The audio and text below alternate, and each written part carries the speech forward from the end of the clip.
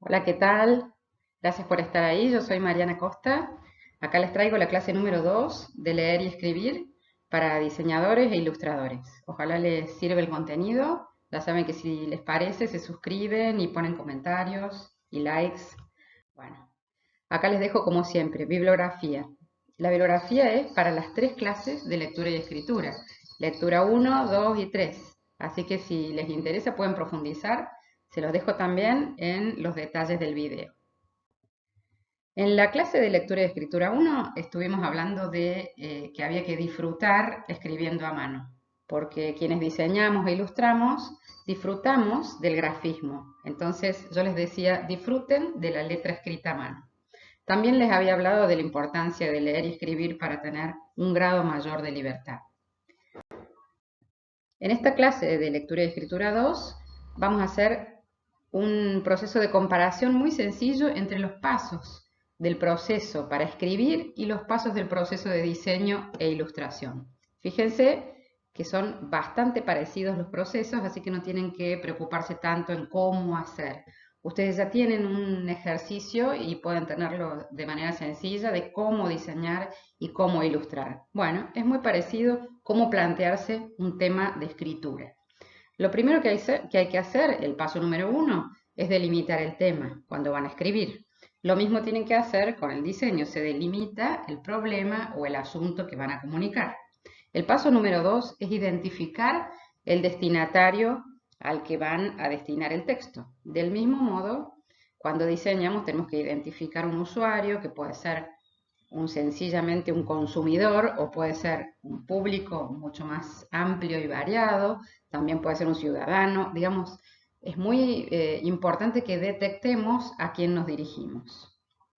En el paso número 3, determinar el propósito por el cual se escribe el texto. O sea, ¿qué objetivo tenemos? En el paso número 3 de diseño y de ilustración nos pasa exactamente lo mismo. Si no tenemos claro el objetivo principal y posiblemente los subobjetivos, no va a funcionar el trabajo. Entonces, cuando escribimos, pasa lo mismo. Necesitamos definir claramente el propósito y o el objetivo. Y en el paso número 4 tenemos que seleccionar un tipo de texto a escribir. ¿Qué es lo que tenemos que escribir? ¿Un artículo?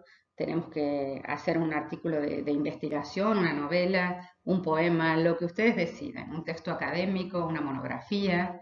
Y en el caso de, comparativamente, de qué vamos a diseñar o ilustrar, podemos diseñar una pieza gráfica determinada, un tipo de soporte, que ya tiene antecedentes. Si yo decido diseñar un flyer, ya tiene antecedentes. Tengo que ver cómo se hace, qué características tiene. Entonces, en el paso número 5, identificar las características y los componentes de la escritura.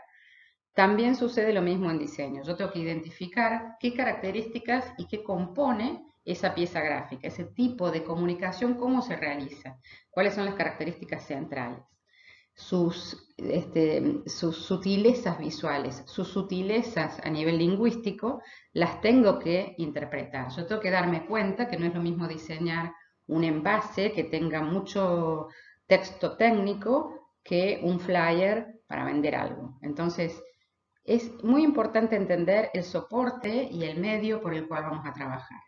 Y eso también pasa en la escritura. Y en el punto número 6, que es un punto interesante, por eso les pido que se queden al final, porque al final les traigo dos colas de gato de dos personajes profesionales fabulosos para que los tengan y los agenden.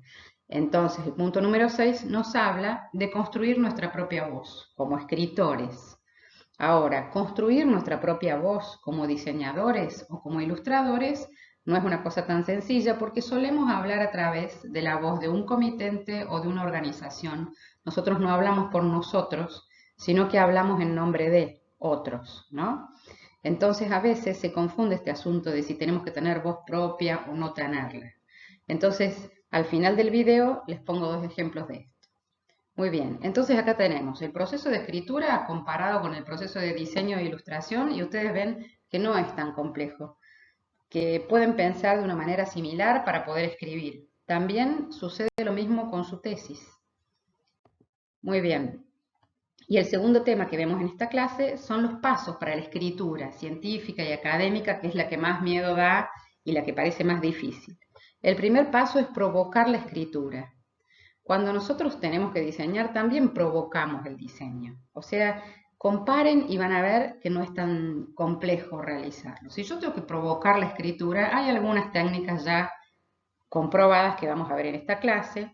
Organizar la escritura, también hay algunas técnicas ya comprobadas que vamos a ver en esta clase. Y el punto 3 es corregir la escritura. Y esos ítems ya los vamos a ver en la clase próxima. Vamos con el 1, provocar la escritura. Una manera es hacer un torbellino de ideas. Por ejemplo, cuando yo pensaba estas clases de lectura y escritura, empecé a escribir y empecé a escribir así, leer y escribir combinados. Estos son algunos bocetitos míos para que vean. El torbellino de ideas es una lista de ideas sin ningún tipo de condicionamiento. Tratar de libremente escribir y escribir y escribir, como siempre les digo en sus bitácoras, ¿no es cierto? Para encontrar allí algunas puntas que te permitan iniciar el texto. Porque a veces estás bloqueado o no se te ocurre qué escribir, empezá a escribir palabras sueltas. La segunda manera de provocar la escritura es lo que se llama la escritura automática. Entonces, cuando vos vas a iniciar un texto, lo que tratas de hacer es concentrarte en el tema, en la idea, y buscar una mayor coherencia, ¿no es cierto?, en los textos. Ya no textos sueltos, no palabras sueltas, sino una escritura un poco más automática, no pulida, pero sí automática, como es esta que está acá. Suele ser a mano, que es más fácil de trabajar. Muy bien. El punto 2 es organizar la escritura. Cuando yo organizo la escritura, la primera posibilidad... Uy, acá viene Sakura. Vení, Sakura. Acá está Sakura. Sakura. Uy. Como verán, tengo a mi gatita acá que me está acompañando y no voy a cortar el video porque ella quiere ver la clase de lectura y escritura. Así que acá está Sakura. Hola, hola. Muy bien. Cuando vamos a organizar la escritura, tenemos, perdón por el recreo, tenemos un mapa conceptual. Fíjense, cuando yo planificaba estas clases, dibujaba cuál era el eje central de lo que yo quería transmitir, por qué es importante leer y escribir, iba desagregando del eje principal los distintos ítems importantes sobre los cuales yo tenía que comunicar. Entonces, cuando tienen que trabajar un texto un poco más grande, háganse un mapa conceptual, así, escrito a mano, una representación gráfica de las categorías, de las jerarquías, de los temas que ustedes quieren representar, el texto, ¿no es cierto? De esa manera es como si diseñaran el mapa conceptual del texto.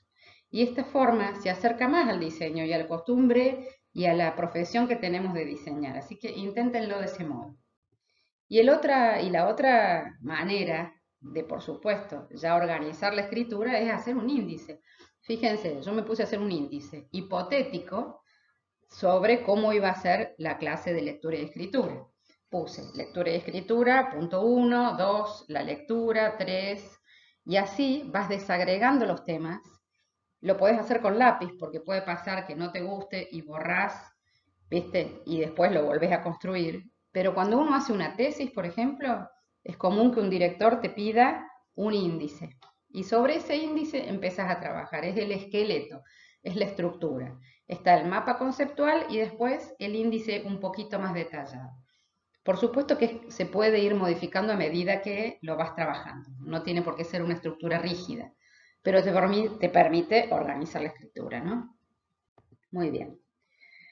Y con respecto al punto 3, que es corregir la escritura, en la clase próxima vamos a ver todo lo que compone un texto. Las palabras, las frases, los párrafos, los signos de puntuación y los conectores, de manera sintética y pensada para diseñadores e ilustradores. Y acá les dejo, siempre les digo, cuando bebas agua, recuerda la fuente. Y hoy quiero mostrarles dos fuentes. Una fuente es un diseñador autor, porque ya que hablábamos del tema de tener el propio estilo, bueno, sí se puede ser diseñador autor y sí se puede tener estilo propio. No es lo usual o no es lo más común, pero hay organizaciones que le piden a Javier Mariscal que trabaje en función del estilo que el mismo Javier Mariscal tiene. Entonces, Esta es una referencia que les dejo por si les interesa profundizar. Dice Javier Mariscal, el grafismo ayuda a vivir bien. Él es un diseñador multidisciplinario español que vive en Barcelona. Y otra referencia en ese sentido como diseñador-autor es un escritor e ilustrador lituano que se llama Kęstutis Kasparavičius. Sé que el nombre es difícil, pero no importa, lo van a googlear y van a encontrar la maravilla de obra que hace Kęstutis Kasparavičius en acuarela. Es un gran ilustrador y autor. Este realmente es un ilustrador autor, tiene su propio estilo y obviamente que la escritura y la lectura para él son centrales. Esas eran dos perlitas que les quería dejar acá. También les dejo como siempre el listado de colas de gato por las dudas les interese más material vinculado con esta clase. Y bueno, como siempre les agradezco y los espero en la clase número 3 de lectura y escritura. Suscríbanse y cuéntenme qué les parece el contenido. Gracias.